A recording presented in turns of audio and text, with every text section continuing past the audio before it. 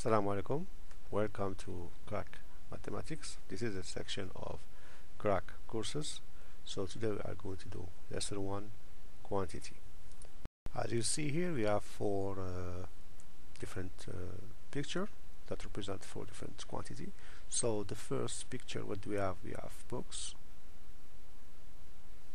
So we can count how many books we have here. 1, 2, 3, 4, 5, 6, 7, 8, 9. So we have 9 books. So this type of quantity is countable quantity.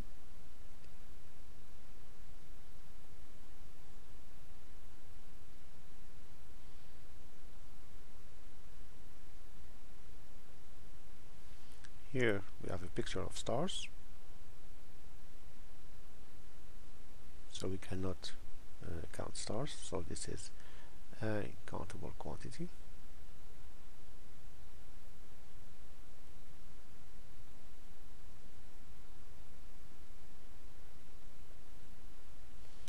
Here we have a bottle of juice,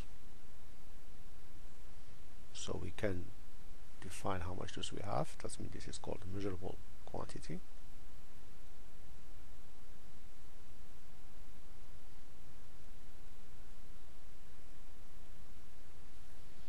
And the last picture is about ocean, and obviously we cannot measure how much water in the ocean, so this is unmeasurable quantity.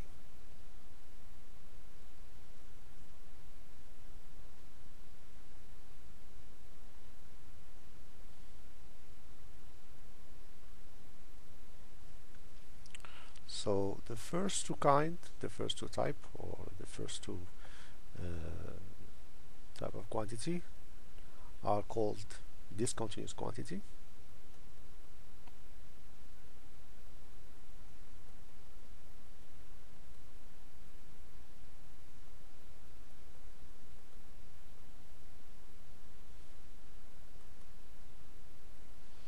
And the second two are called continuous quantity.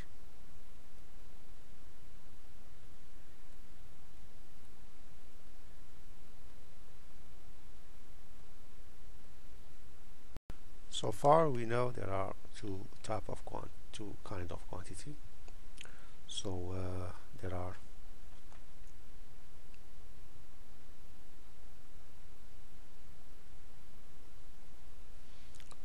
two kind of quantity. So we know there are, so we have continuous quantity,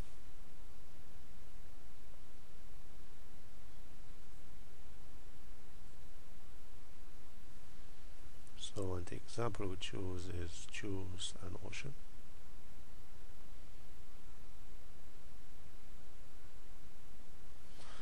And we have discontinuous quantity.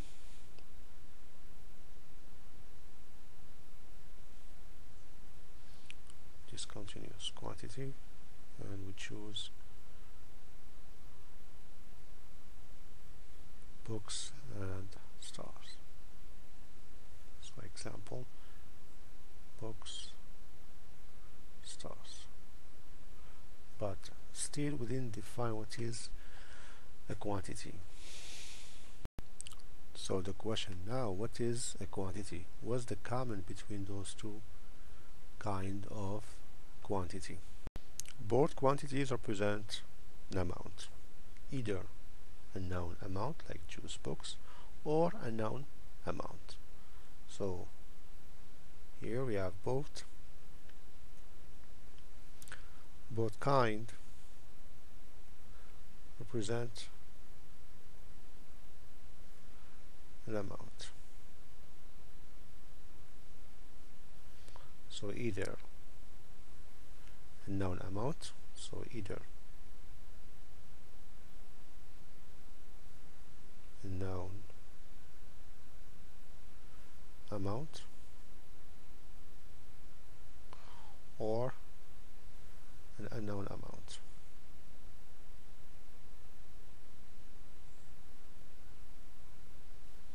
So in both cases it represents an amount.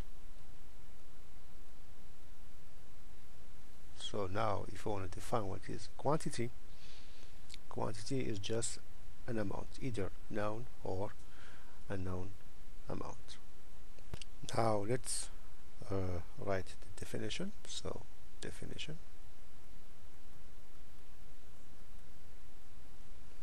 So quantity is an amount.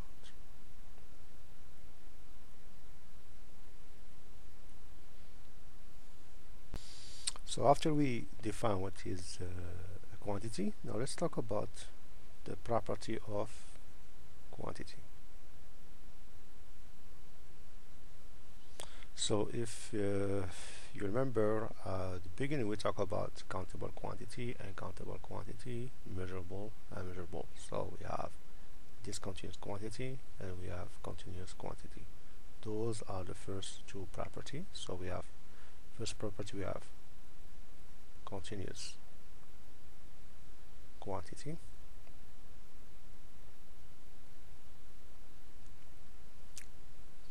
and the second one is discontinuous quantity. So those are the first two property of quantity. So for the third one, so we're going to use another page. So let's move to another page. Now suppose I have two sets of banana and a set of paper and set of banana. So for the two sets, what do you think? I can mix them or combine them? So which verb I use here in order for me to get those two together? Mix or combine?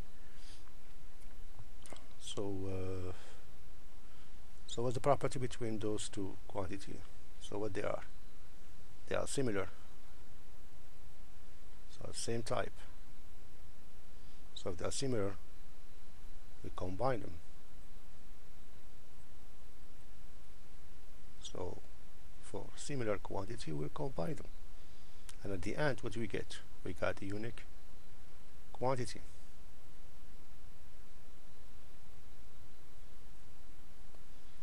Which is similar to those two.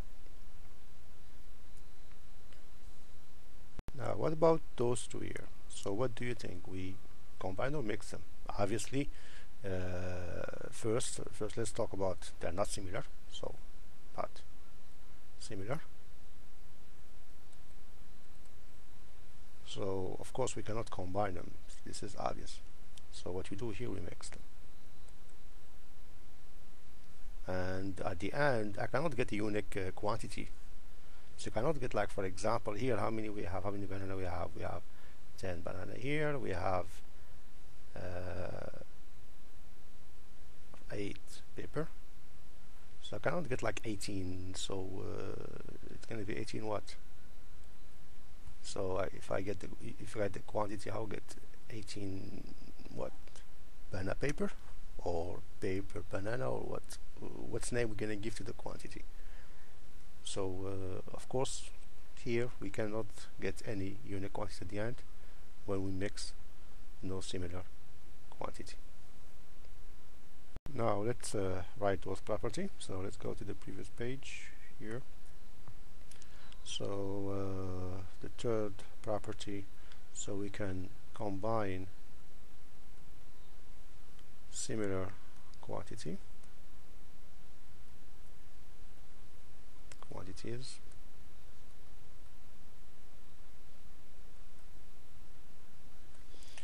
And we mix no similar quantity.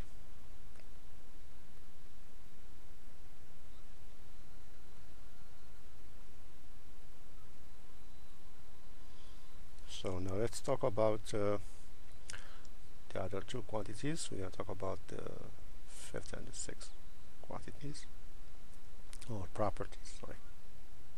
So suppose we have a set of banana and another set of banana and pepper.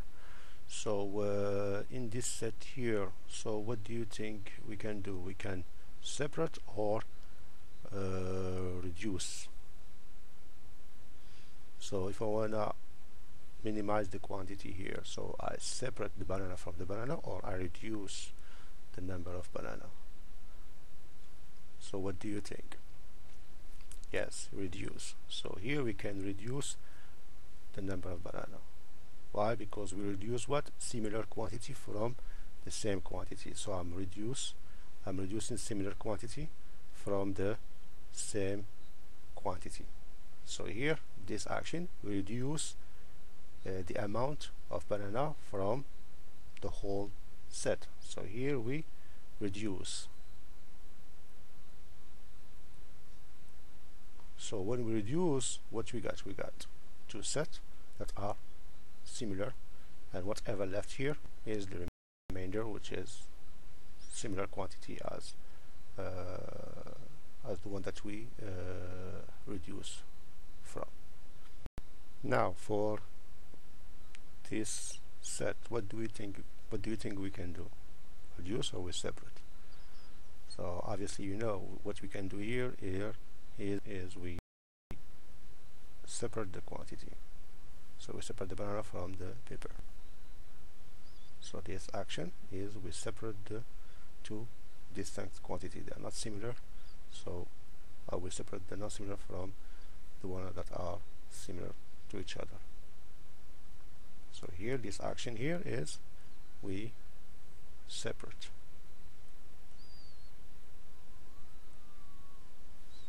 The quantity that are not similar. So as you see here, we reduce similar quantity, but we separate no similar quantity. So this is my sixth property. Now let's write those property. So we can reduce similar quantities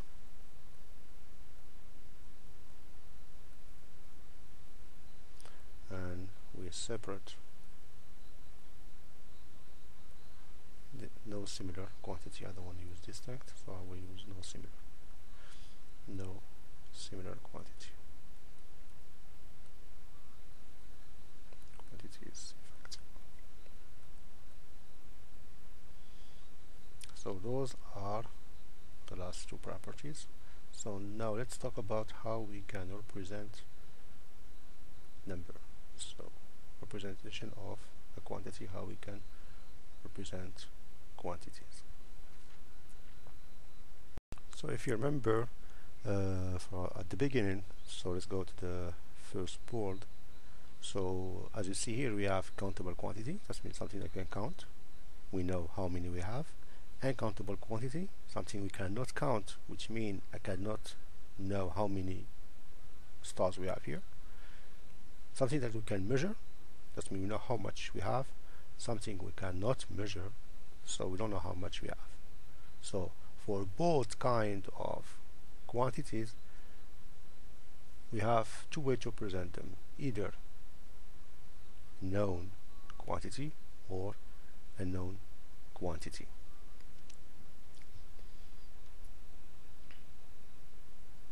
There are two types of quantity.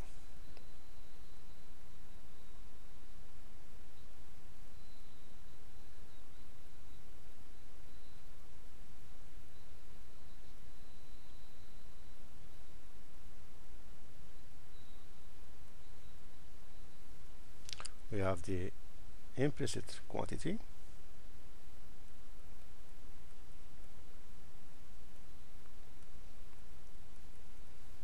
and this is the unknown quantity. So the unknown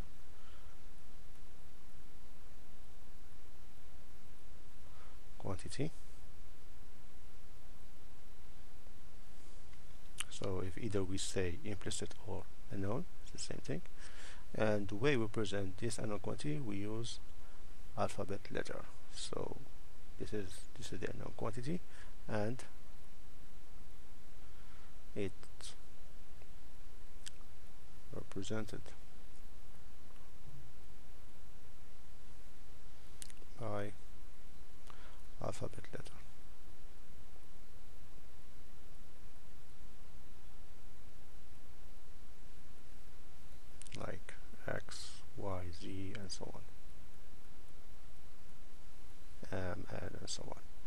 this type of quantity is called variable. So this is called